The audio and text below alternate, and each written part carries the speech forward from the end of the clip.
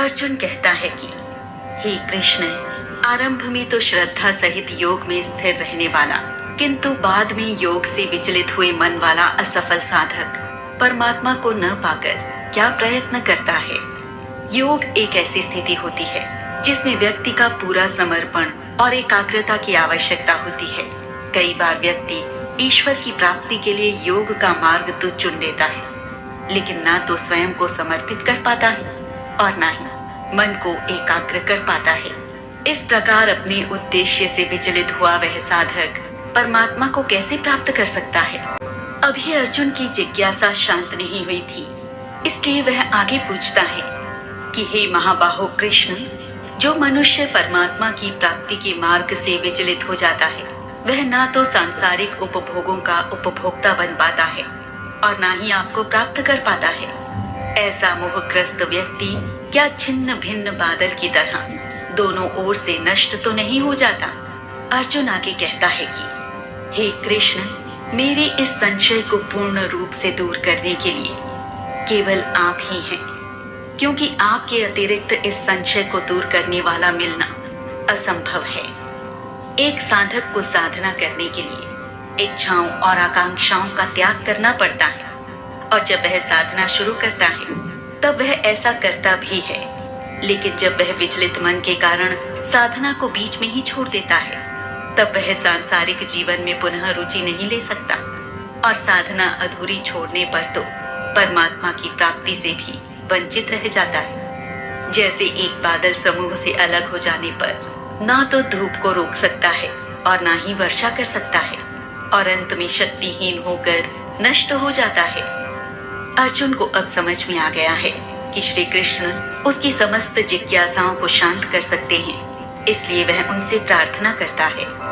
श्री कृष्ण कहते हैं, हे वृद्धा पुत्र अर्जुन, ऐसे असफल योगी का ना तो इस लोक में और ना ही परलोक में विनाश है, क्योंकि सत्कर्मी और परम कल्याणकारी निर्धारित कर्म करने वाला व्यक्ति ऐसे व्यक्ति की कभी भी अधोगति नहीं हो सकती। श्री कृष्ण अर्जुन की शंका को दूर करते हुए कहते हैं कि ईश्वर की साधना या योग सिद्धि के लिए प्रयत्न करने वाला व्यक्ति यदि ऐसा करने का सोच भी रहा है तो वह निश्चित रूप से एक सदाचारी और निष्पाप व्यक्ति है, और ऐसा व्यक्ति सत्कर्मी और कल्याणकारी कार्य करने वाला मनुष्य परिणाम चाहे जो भी हो कभी भी नाश को प्राप्त नहीं होता।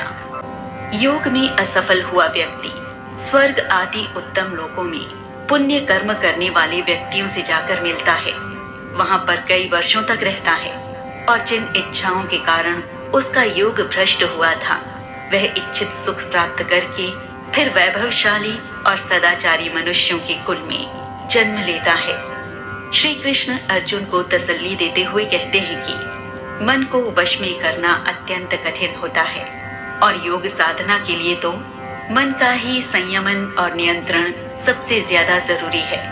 यदि फिर भी योग साधक की भावना शुद्ध और सच्ची है, लेकिन उसका मन ही इच्छाओं के प्रति आकर्षण छोड़ नहीं पा रहा, तो ईश्वर उसे ऐसे व्यक्तियों के निकट ले जाते हैं जिनसे उसे प्रेरणा मिल सके, और इस तरह उत्तम कुल में जन्म लेने से उसे अधोगति नहीं बल्कि जीवन को गति मिलती है।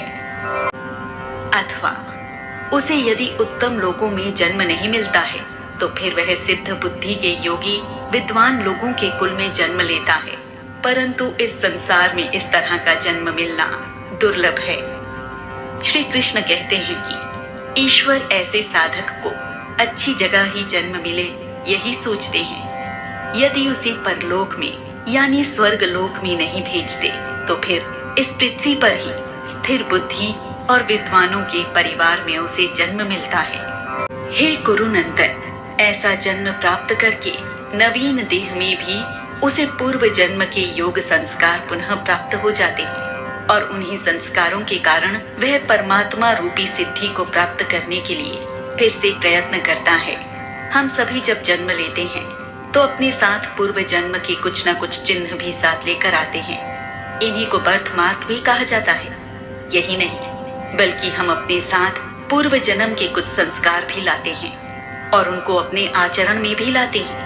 यही कारण है कि एक ही परिवार में जन्म लेने वाले व्यक्तियों का व्यक्तित्व अलग अलग हो सकता है। इसी प्रकार साधना को बीच में ही छोड़ देने वाला मनुष्य अपने अगले जन्म में भी उसे पूरा कर सकता है। पूर्व जन्म में किए गए अभ्यास के द्वारा वह निश्चित रूप से परमात्मा के मार्ग यानी योग सिद्धि के मार्ग की ओर चलने के लिए स्वयं ही आकर्षित हो जाता है।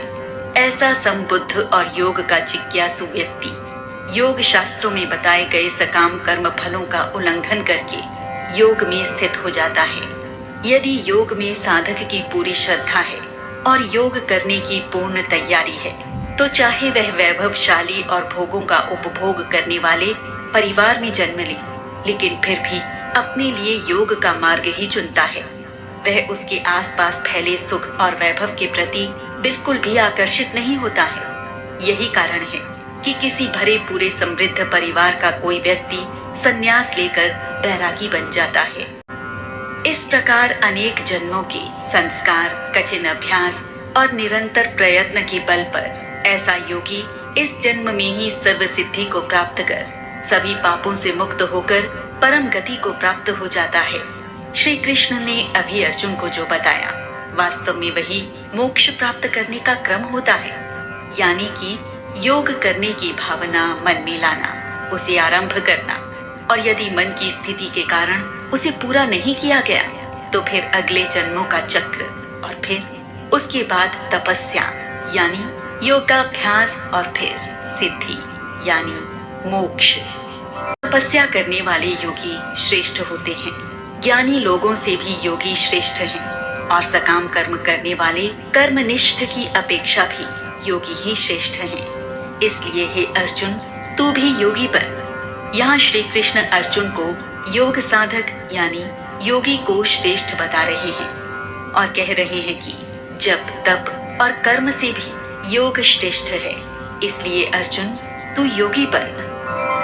सभी योगियों के मध्य भी जो योगी श्रद्धा सहित मुझ में स्थापित किए अंतर मन से मेरा निरंतर स्मरण करता है, वह योगी मेरे द्वारा परम योगी मान्य होता है।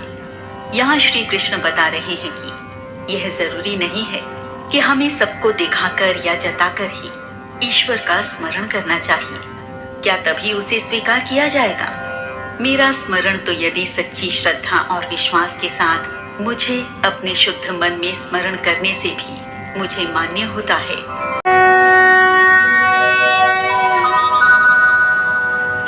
यदा यदा हि धर्मस्य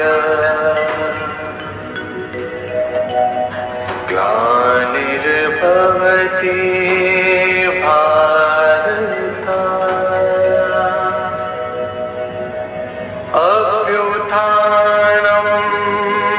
अधर्मस्य